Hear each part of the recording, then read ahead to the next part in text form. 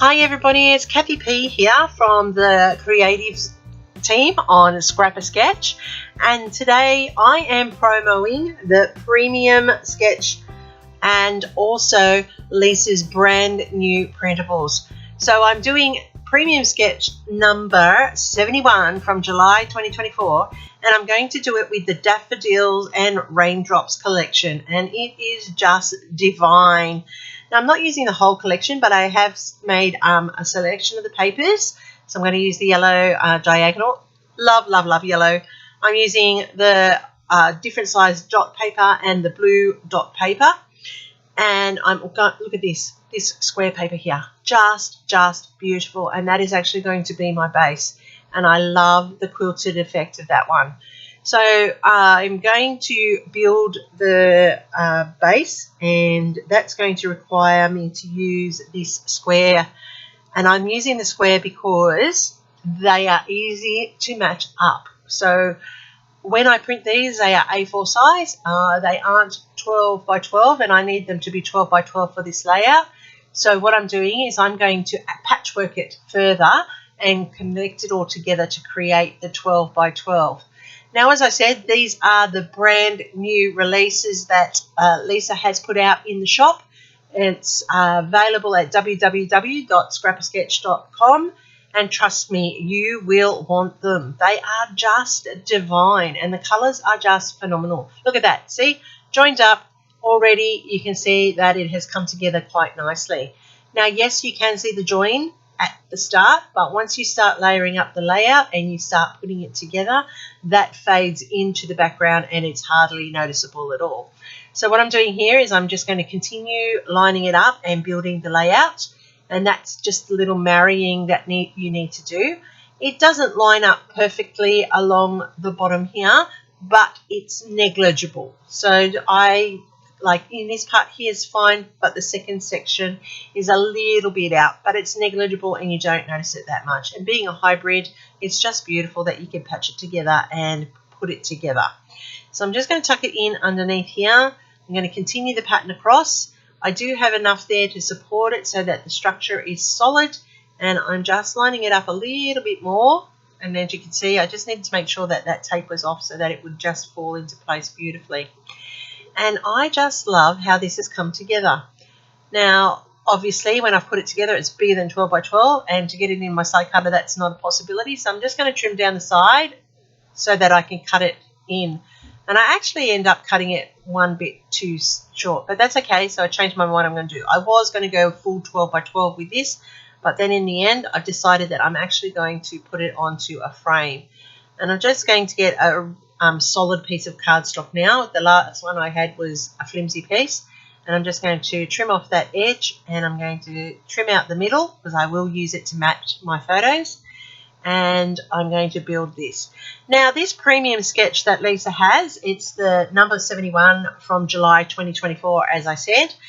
It does require, well, on the sketch she's got 2 photos plus a journaling spot with title. I've decided to turn that into a photo spot as well because I'm going with 3 photos on this one. That's the beauty of a sketch. You interpret it the way you want to interpret it, and the images that are put up on the sketch are just a suggestion, a recommendation, not necessarily how it should be. Now, for this sketch, there is this section where there are these diagonal strips running across the background of the layouts, and I decided that I'm going to stitch that. I'm doing long, loose running stitch for that, and what I'm doing it is a bit like string art. I'm going to string it across, and I'm just going to go from whole to diagonal, and that way underneath the part in the middle all the connections will be, but it will come across like a fan on this layout. So you can see that I'm just going with a very loose stitch, and it's creating that string art effect for this layout, and I just love the effect that's having on this overall piece. So off screen I went and I finished stitching it, and you can see there that it has an inner square on this layout.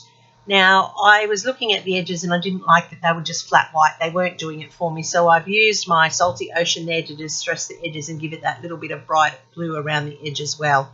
And I think that that's just made it pop just that little bit better. Now, I love this paper. Look at this. This dotted paper is just magic. And I'm using it to do the pieces of the layout. I would really love to show you the sketch, but as it is a premium sketch that you get at www.scrappersketch.com, you need to go and check it out through a small subscription cost. And if you hang out to the end, I will give you a discount cost for your printables. So let's just continue on, and you can see here that I'm now starting to build the feature of the layout. I seriously love that string art effect across that check. It just looks so cool.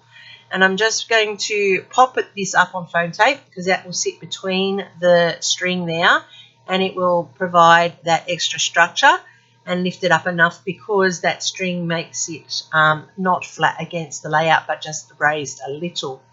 I'm just going to tuck in these yellow squares and the dotted ones there to build up the feature behind where the photos are going to go. So as you can see, it's actually quite simple. So the first square, the big blue one, I'd cut that to be 6.5 by 6. The yellow one is a 5 by 5 and the dotted one is a 4.5 by 5. And I have my 3 photos and they are all 4 by 4s, or just, no, actually I think they're 4 by 4.25. And these are photos of my daughter and I from 2023 when we went on our cruise and we were at Airlie Beach, and our tuk-tuk driver took us around to see the scenery, and they were preparing for a wedding. And so with the background, in the background through that frame, we had those photos taken by our tuk-tuk driver. So it was really good and very special. So I'm deviating a little bit here now, and so I'm adding this journaling block in behind. I will go back and add the journaling later. I'm going to do that off camera. You won't see that. I will just add that myself. And then I have the flowers, which I cut out of the elements page, or the fussy cut elements from this beautiful paper range. These daffodils and raindrops. The colours are divine. I just love it. And I'm just layering them up here, top and bottom cluster from the center of the layout, and that's how that has come together. I just love these features. Now what I've done here is I have now decided that I'm going to go back and I'm going to pop some of the squares. So I cut out some individual squares and I'm just going to pop them around the layout on top of the other one to give it that extra dimension. So if it's a light blue diagonal stripe, I'm putting the light blue diagonal stripe so that it becomes an added feature or an added element to this layout. As I said, as soon as I saw this sketch, I just knew I wanted to do it, and as soon as I saw this paper, I just had to have it. So I printed it out. I spent the time fussy cutting out the elements. You are going to love the printables that Lisa has just released. And I'm loving the month ones. She's doing by month, by year, I'd say. And they are just so cute and so divine. Great way to build up your stash. Easy way to build up your stash is to buy these hybrid printables. They are just very, very versatile. You can mix and match. That's the beauty of them. Once you have all the elements, you can fussy cut them out. You've got a whole range that you can put onto your layouts and build up your layout clustering. Now I'm just checking that I have odd numbers with these squares because, you know, I love odds. Anyone that's watched me, and I hope you have, you will know that I am very, very particular about the odds, because in nature that everything is in odds. That is why it's pleasing to the eye, and so I try to do my scrapbooking that way as well. I'm just going to add in some pops of colour here in the yellow, and I'm doing 2 to the top and bottom cluster, and that's allowing that little bit of extra interest to those clusters. And as I said on the sketch, that middle photo is actually a journaling block and a title suggested by Lisa. I haven't gone that way for this one, but you can. I hope there's something here that you find appealing and that you could use this sketch. I love this sketch. I think I would probably use it again. It's just a great 3 photo or a 2 photo and journal block. You can see the dimension there and the depth behind that layout. I just love how this has come together. Now, yes, you can see that line when it's up close, but when it's in the album, you won't see that join. It just blends in nicely. So easy to build a page using these A4 size sheets. I will, as I just said, fill in that journaling later. Hopefully you are inspired to go check out www.scrapsketch.com and what Lisa is doing. She also has her Facebook shop and she has her Facebook page. I'll put all of the links down below in my description so that you can go and check them out. And if you aren't already on the Facebook group, you need to. We have a new sketch every Friday, and the very creative people of the team, they load up lots of inspiration for you. So use my code Kathy Loves the Scrap 10 at checkout for the printables and the stencils. Happy scrapping, everybody. Thanks for sticking it out to the end. Here's my next video recommendation, and I'll see you there.